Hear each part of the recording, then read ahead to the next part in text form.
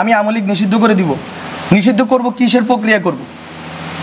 আওয়ামী লীগ যারা বিশ্বাস করে, আওয়ামী লীগে যারা ইমান আছে যাদের, তাদেরকে আমি কীভাবে ডিল করবো? তারা তো আমার সোসাইটিতে আছে, তারা তো দিবেন ভারত বা অন্য রাষ্ট্রগুলোকে যে এই দেশটাকে বিভাজন করে আরেকটা গণজাগরণ মঞ্চ হবে, আরেকটা এই সেই হবে, এবং এর ভিতর দিয়ে আবার দেশটাকে বিভাজন করা হবে এবং ফেসিবাদকে টিকিয়ে রাখা হবে। এটা বিএনপির ফেসিবাদ হইলেও তো এটা বিরোধিতা আমার করতে গেছে। যে বাংলাদেশের বুদ্ধিজীবীরা যে 71-এ মুক্তিযুদ্ধ হবে এটা আজ করতে পারে নাই, এবারও বুদ্ধিজীবীরা ফেল মারছে। আমরা তো স্লোগান থেকে শুরু করে অনেক নাম টামও ঠিক করছি। আপনি কি এখানে দেখছেন কোনো স্পেসিফিক? আমরা কি করছি? আমরা বলছি যদি মোমবাতি প্রজ্বলন দাও, বলে দাও যার ইচ্ছা হবে সে দোয়া পড়ুক। আমরা বলছি 1 মিনিট নীরবতা পালন করবে, যার ইচ্ছা সে দোয়া করুক। আপনি এতদিন কি করছেন? আপনি ঢাকা শহরে বসে পুরা বাংলাদেশের মানুষকে আলাদা করে ফেলছেন। এই আন্দোলনে অনেকেই অনেক ব্যাখ্যা করবেন, উই নো হোয়াট হ্যাপেন্ড। এই আন্দোলনে বাংলাদেশের মানুষ একটা গ্রামের হুজুর কেন অ্যাকোমোডেট ফিল করছে? হাসিনার বিরুদ্ধে না, তাজতে ঢুকায়া আপনি হচ্ছে যে বিচারের একটা ইন্টারন্যাশনাল স্ট্যান্ডার্ড তৈরি করেন, সবাইকে বিচার করেন, অন্যদেরকে ছেড়ে দেন, অন্যদের হয়রানি করা বন্ধ করেন। এবং বিচার করার পরে সোসাইটিতে ওই লোকটাকে রিহ্যাবিলিট করতে হবে।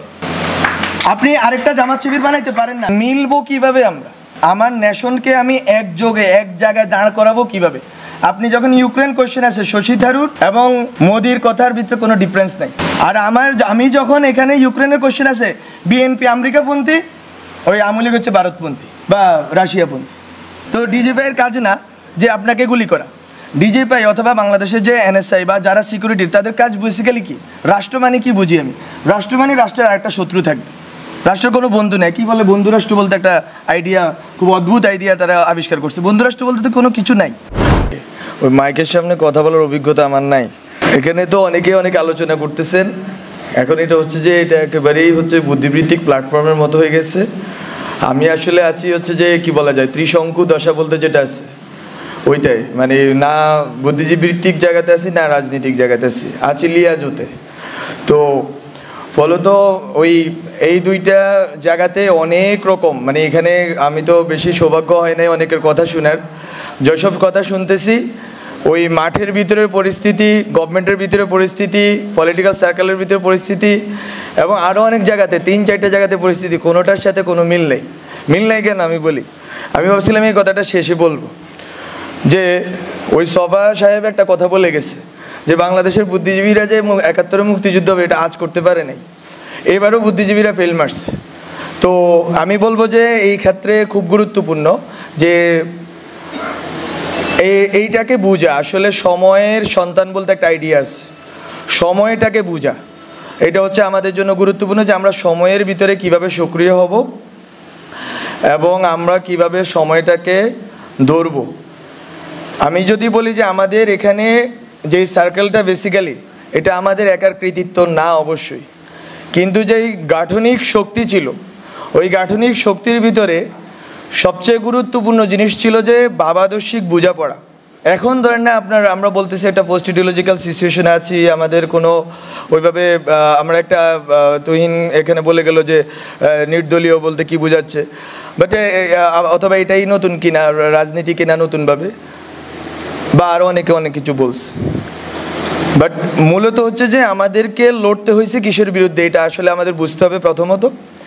এবং আসলে সামনের লড়াইটার সাথে গণ অভ্যুত্থানের যে ধরেন না আপনার হচ্ছে 2 কি 3 সপ্তাহ যে সময়টা, শ্বাসরুদ্ধকর যে সময়টা, অথবা এর আগে পরে আরও কিছুদিন যদি বর্ধিত করি, অথবা অনেকেই বলতেছেন এখনও গণ অভ্যুত্থান পরিস্থিতি, আমিও মনে করি। তো এই সময়টায় আসলে আমরা কী ধরনের ভাবাদর্শিক লড়াইটা করছি এটা আমার কাছে খুব গুরুত্বপূর্ণ, কারণ এটা ঠিক করে দিবে বাংলাদেশের সামনের রাজনীতি। আমরা বলতেছি এটা একটা পোস্ট ইডিওলজিক্যাল সিচুয়েশন, মিনস কি এ চলে গেল আবার, তো কি বলে যাব এভাবে তো, হ্যাঁ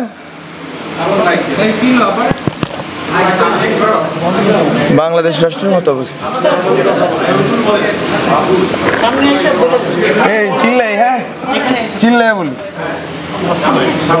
এখানে বলি নাহলে পা কাঁপতে সেটা দেখা যাবে। তো না আমি আসলে দাঁড়ানোর লোক আসলে ওইভাবে না, বলতো আমি বলতেছি যে আপনার হচ্ছে ইডিওলজিক্যাল কোয়েশ্চেনটা গুরুত্বপূর্ণ ছিল। আজম স্যারের লেখায় দেখাইছেন যে ভাষাগত এজবালি ভাষাগত কোয়েশ্চেনটা গুরুত্বপূর্ণ ছিল। এবং আপনার এখানে জনগণ যে ক্যাটাগরি, এটা কিভাবে গঠিত হইলো এটার একটা গুরুত্ব ছিল। এখন ধরেন আপনি এই যে ছোট ছোট সোভিয়েতগুলো ছিল এতদিন, এক একজন, এখন এখানে ধরেন আমি খুব বোধহয় এখানে 80% লোকরে আমি পার্সোনালি চিনি, মানে চিনি বলতে তাদেরকে আমি জানি, যে লোকেট করতে পারবো যে কে কোন ইডিওলজিক্যাল পজিশনে, কে কোন কালচারাল পজিশনে বিলং করেন, কিন্তু তারা সবাই এখানে একযোগ হয়ে আছেন। এখন এখান থেকে আসলে সামনের কোয়েশ্চেনটা কি হবে, সেটা হচ্ছে ইডিওলজিক্যাল তর্কটা আসলে কোথায় গিয়ে পৌঁছাবে। একটা আমি যখন বলতেছি নির্দলীয়, মানে হচ্ছে আগের যে দলীয় ইকুয়েশন ওটার বাইরে আমি বেরোতে চাচ্ছি। আমি যখন বলতেছি অরাজনৈতিক, আমি বলতে চাচ্ছি যে আগের যে রাজনৈতিকতা ওটার বাইরে বেরোতে চাচ্ছি। আমি যখন বলতেছি পোস্ট ইডিওলজি, আমি বলতে চাচ্ছি যে আগের যে ইডিওলজিক্যাল লড়াইটা ছিল ওই লড়াইয়ের বাইরে আমি বেরোতে চাচ্ছি। ফলত এই যে নতুন মুহূর্ত, এই মুহূর্তটা কিন্তু আমাদের বুদ্ধিভিত্তিক গবেষণার বিষয় না, এটা হচ্ছে সর্ট অফ, আমি কি বলবো, সজ্ঞার বিষয়, ইনটুইশনের বিষয়। যে আমরা যখন 20 দিনে ছিলাম, আমরা কি আসলে কে কাকে কতটুকু শত্রু গণ্য করছি, আমাদের ভিতরে সংহতির আইডিয়াটা কেমন ছিল, আমরা কাকে বন্ধু গণ্য করছি, কাকে শত্রু গণ্য করছি, আমরা কাকে ইডিওলজিক্যালি ফাইট করছি, কাকে ইডিওলজিক্যালি আমাদের মিত্র মনে করছি। ওই 20 দিন, 25 দিন, 30 দিনের যেই আমাদের যেই রাজনৈতিকতাটা হয়েছে, এটাকেই হচ্ছে যে আমাকে বারবার রিঅ্যানেক্ট করতে হবে। এটা হচ্ছে আমার জায়গা থেকে কথা। ওই থিয়েটারে কিছুদিন আমি কাজ করছি, ওখানে আমাকে একটা জিনিস বুঝায় যে, বা এটা আপনারা বুঝেন, এখানে অনেকেই থিয়েটারের লোক আছে, রিঅ্যানেক্ট করা। আমরা যখন কালকে কিন্তু নাহিদ একটা কথা বলছে, আরেকবার গণঅভ্যুত্থানের দরকার হইতে পারে।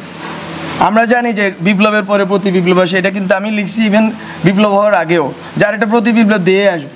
এখন এটা কিন্তু এরকম না যে আতঙ্ক, এই কে কে নিয়ে যাবে রে, কে আমাদেরকে মেরে যাবে রে, এরকম না ঘটনা। ঘটনা হচ্ছে আপনাকে জনগণকে যেই এই যে বললাম এই মোমেন্টটা তৈরি হয়েছে ওই 20-25 দিনে, ওই মোমেন্টটাকে আপনাকে রিঅ্যানেক্ট করে যাইতে হবে, পুনঃমঞ্চায়ন করে যাইতে হবে বারবার। ওই পুনঃমঞ্চায়নের জন্য কী ধরনের রাজনৈতিক প্রক্রিয়া আমাকে ঢুকতে হবে, কী ধরনের রাজনৈতিক সংহতিতে আমাকে ঢুকতে হবে, এবং কী ধরনের ভাবাদর্শিক তর্কে ঢুকতে হবে, সেটা হচ্ছে আমার কাছে খুব গুরুত্বপূর্ণ। এবং আমরা বলছি যে বাংলাদেশটাকে আমরা সামনের জায়গাটাতে কোথায় নিয়ে রাখতে চাই। ওখানে যদি আমি বলি, আমাদের একটা কথা নিয়ে অনেকেই তর্ক করতেছেন সিভিল সোসাইটিতে, এটা আমার খুব মজা লাগতেছে, যে সভ্যতাগত রূপান্তর বলতে আমরা কি বোঝাচ্ছি, আমরা কি এখানে কি আনতেছি না আনতেছি। এটা আসলে ঘটনা না। ঘটনা হচ্ছে আমরা একটা কথা বলছি যে যেই জাতীয়তাবাদ, বাংলাদেশি জাতীয়তাবাদ আছে, বাঙালি জাতীয়তাবাদ আছে, এই জাতীয়তাবাদী যে তর্কগুলো আছে, বা অনেকে কথাটাকে বলেন জাতিবাদ, যেটাই বলি, শুদ্ধ অশুদ্ধ আপনারা ঠিক করেন। তো এটা হচ্ছে যে এই দুইটা শব্দ, এই দুইটা যে গঠন হয়েছে, যে আপনার বাংলাদেশি জাতীয়তাবাদ, বাঙালি জাতীয়তাবাদ, এই যে দুইটা লড়াই, একদিকে আছে ইসলাম আর একদিকে আছে ইসলামফোবিয়া লড়াই। এই লড়াইগুলোর আপনার সামনের ভবিষ্যৎটা কি হবে, ওইখান থেকে আমরা বলতেছি যে আপনি দুইটা সিভিলাইজেশনের মাঝখানে বসে আছেন, সিভিলাইজেশন স্টেটের মাঝখানে বসে আছেন। আপনি বাংলাদেশ রাষ্ট্রটাকে কোথায় দাঁড়া করাইতে চাচ্ছেন? আপনি কি 71-এর যে মুক্তিযুদ্ধের যেই প্রশ্নগুলো আছে, এটা খুব খুব ভাইটাল কোয়েশ্চেন। মুক্তিযুদ্ধের মানে যেই আপনার চেতনা, গণচেতনা, ওর ভিতর দিয়ে যেই রাজনীতিটা হয়েছে, ওই রাজনীতি দিয়ে কি আপনি টেনে নিতে পারবেন, নাকি মুক্তিযুদ্ধের গণচেতনাটাকে আপনাকে স্ট্রেস করে সামনের দিকে আগাইতে হবে? সামনের দিকে আগাইলে আপনি কোথায় আগাবেন? আমরা বলতেছি ওখানে আপনি যদি সিভিলাইজেশন স্টেট, দুইটা সিভিলাইজেশন, হ্যাঁ তাদের অনেক সংকট আছে, ওখানে কমিউনিস্ট পার্টি আছে, ওখানে আরএসএস আছে, বাট আপনি এই বেঙ্গল যে এটাকে আপনি কিভাবে পুরা দুনিয়াতে দাঁড় করাবেন, এই যদি ভবিষ্যৎমুখী এবং বহির্মুখী প্রস্তাবনা না থাকে, তাহলে ডিজে ভাই আপনাকেই মারবে। ডিজে ভাইয়ের কাজ না আপনার, এখানে বললে আবার শুনে ফেলবে ওরা, তো ডিজে ভাইয়ের কাজ না যে আপনাকে গুলি করা। ডিজিপাই অথবা বাংলাদেশের যে এনএসআই বা যারা সিকিউরিটির, তাদের কাজ বেসিক্যালি কি, রাষ্ট্র মানে কি বুঝি আমি, রাষ্ট্র মানে রাষ্ট্রের আরেকটা শত্রু থাকবে, রাষ্ট্রের কোনো বন্ধু নেই। কী বলে বন্ধু রাষ্ট্র বলতে একটা আইডিয়া, খুব অদ্ভুত আইডিয়া তারা আবিষ্কার করছে। বন্ধু রাষ্ট্র বলতে তো কোনো কিছু নাই, প্রত্যেকটা রাষ্ট্রই তার, এই যে আজকে আমার বাদ ছেড়ে দিল, হ্যাঁ ছেড়ে দিল, তো এটা তো এরকম অনেকে বলতেছে এটা রাজনৈতিকভাবে আমাদের বিরোধিতা করতে করবো, কিন্তু রাষ্ট্র তো এমন একটা জিনিস, সে তার স্বার্থটা দেখবে। তো বন্ধু রাষ্ট্র বলতে কোনো আইডিয়া নেই। বলতো আমি রাষ্ট্র জিনিসটাকে কীভাবে ডিল করবো, এখন যখন আমার দুই পাশে দুইটা সিভিলাইজেশন স্টেট দাঁড়ায় আছে, আমি আসলে কিভাবে ডিল করলে বাংলাদেশের বিশিষ্ট অবস্থানটাকে, এটা আমাকে যদি কেউ ব্যাখ্যা করে বলতে পারেন বইলে, যে আমি কেন বাংলাদেশ রাষ্ট্র নামে দাঁড়াই থাকতে হবে, আবার কী জন্য দাঁড়াবো আমি? আমি কি 71 দিয়ে ওই ইকুয়েশন সলভ করতে পারছি কিনা? যদি সলভ করতে পারতাম তাহলে বেশিরভাগ দাঁড়াইলো কেমন 71-এর উপরে? ফলে তো আমি বলতেছি এগুলো হচ্ছে যে আপনাদেরকে রিএভালুয়েট করতে হবে। এবং এটা সভ্যতা বলতে কোনো ইসলাম হিন্দু এইসব জিনিস আমি বলতেছি না। এটা হচ্ছে আপনারা যদি বেঙ্গল বেসিন, আমরা বেসিনে বসে আছি, বেসিনে আমাদের ল্যান্ডটা, আমাদের দেশটা বেসিন ল্যান্ড, এটা হচ্ছে একটা ধরনের সিভিলাইজেশনাল কনফ্লুয়েন্স ঘটছে এখানে, সব ধরনের সিভিলাইজেশন এখানে এসে মিলিত হয়েছে। এইটা কতটুকু শক্তির জায়গা? উই হ্যাভ ডিফারেন্ট, আমি বলছি there are many Islams in this world, Islams বলতেছি। তো আমার এখানে একটা ইসলাম আছে, আমি ওইটাকে কতটুকু গ্লোবালি রিপ্রেজেন্ট করব? This is the question of, this is really the question of national integrity and security. এটা অনেকে বুঝতেছে কি না আমি জানি না।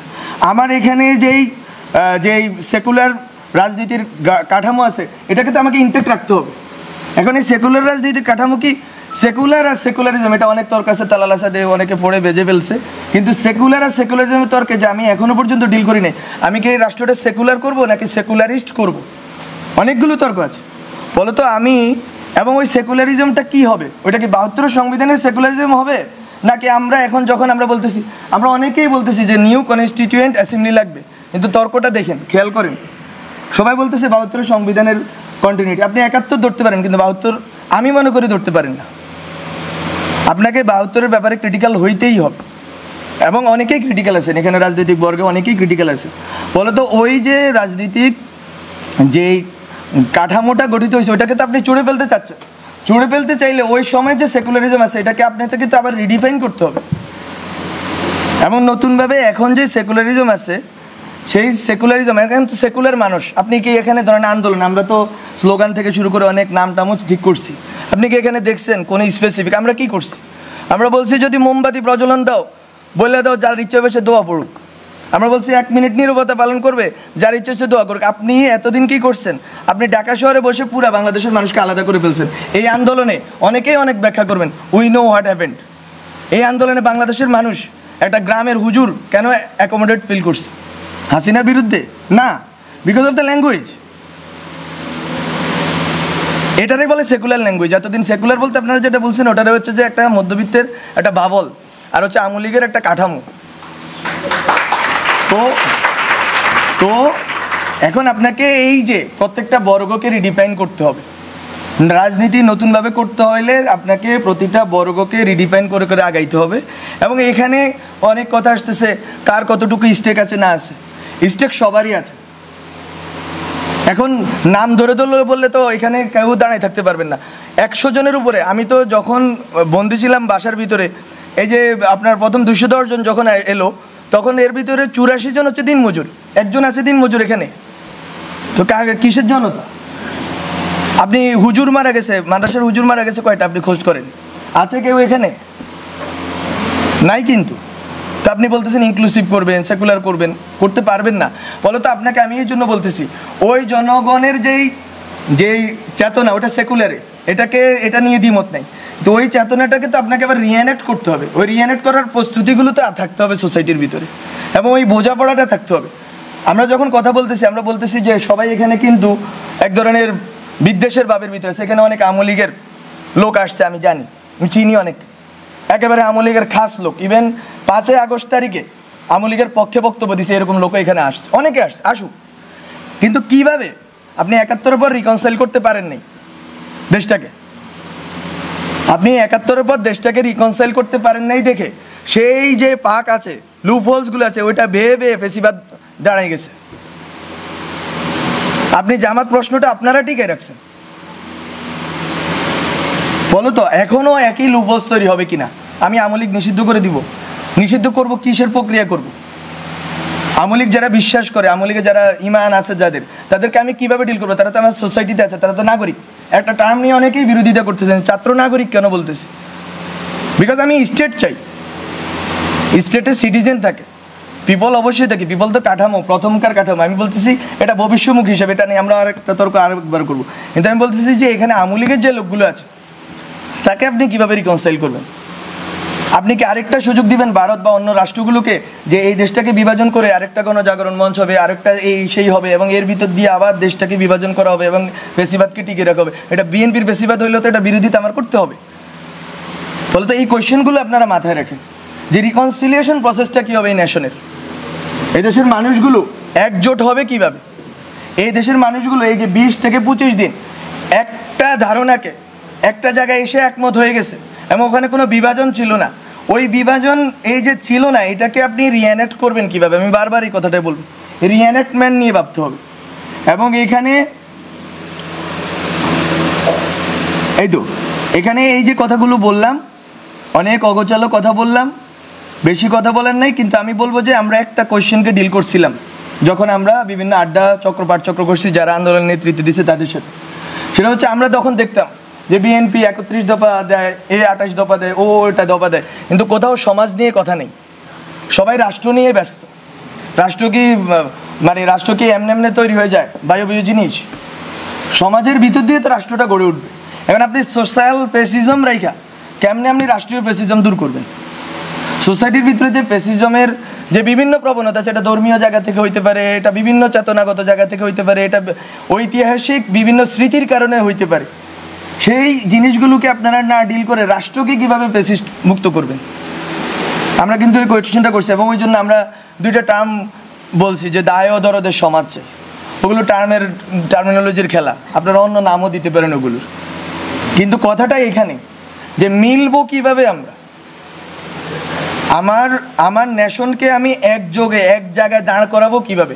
আপনি যখন ইউক্রেন কোয়েশ্চেন আছে, শশী থারুর এবং মোদির কথার ভিতরে কোনো ডিফারেন্স নাই, আর আমি যখন এখানে ইউক্রেনের কোয়েশ্চেন আছে, বিএনপি আমেরিকাপন্থী, ওই আওয়ামী লীগ হচ্ছে ভারতপন্থী বা রাশিয়াপন্থী, তো নেশনটা কোথায় দাঁড়ায় আছে? স্টেট বলতে যে জিনিস, স্টেটটা তো এমন একটা জিনিস হইতে হবে যেটার ভিতরে একটা রিকনসাইলড প্রসেসের ভিতর দিয়ে আমি এক জায়গায় গিয়ে দাঁড়াবো, আমার দেশটাকে তো আমি এক জায়গায় দাঁড়া করে রাখতে হবে, ওইটা তো আমি রাখতে পারিনি এবং এখনও আরেকটা সম্ভাবনা তো রয়েছে রাখতে পারবো না। আমি কোনো রকম এরকম বলতেছি না ব্ল্যাঙ্ক চেক দেন, আমি একটু আগে একজনের সাথে বলতেছিলাম ফ্যাক্স ফাইন্ডিং কমিশন করেন, এসব গিমিক নাটক পাটক বন্ধ করেন, এরে ধরছি ওরে ধরছি সবগুলোর একসাথে হাজতে ঢুকায়া আপনি হচ্ছে যে বিচারের একটা ইন্টারন্যাশনাল স্ট্যান্ডার্ড তৈরি করেন, সবাইকে বিচার করেন, অন্যদেরকে ছেড়ে দেন, অন্যদের হয়রানি করা বন্ধ করেন, সিম্পল। এটা এত বড় কিছু না, এটার বিশ্বব্যাপী এটার উদাহরণ আছে এবং বিচার করার পরে সোসাইটিতে ওই লোকটাকে রিহ্যাবিলিট করতে হবে। আপনি আরেকটা জামাত শিবির বানাইতে পারেন না যে যেখানে দেখবো কি কি বলে একটা শিবির দরিয়া ধরা যাবে, আমি কি বলবো ছাত্রলীগের এই কথা বললে এই রাষ্ট্র টিকবে নাকি? বলো তো, আমি বলবো যে আমি অনেক কথা অগোছালোভাবে বলছি, এই জিনিসগুলো হচ্ছে যে আমাদের কনসিডারেশনের কন্টেম্পলেশনের বিষয়। সেলফ, আমি আরেকটা কথাও বলছি, সেলফ, আমরা ওই সময় সেলফ নিয়ে বলছি, এগুলো আমাদের ওই সময়ের এই বটতলায় বসে 20-30 জনের আড্ডা ছিল ওই সময়, ওখানে বলছি লাইফ স্টাইল যদি চেঞ্জ না করেন একেবারে নিচের জায়গাতে, তাহলেও তো আপনি ফেসিবাদে দাঁড়াইতে পারবেন।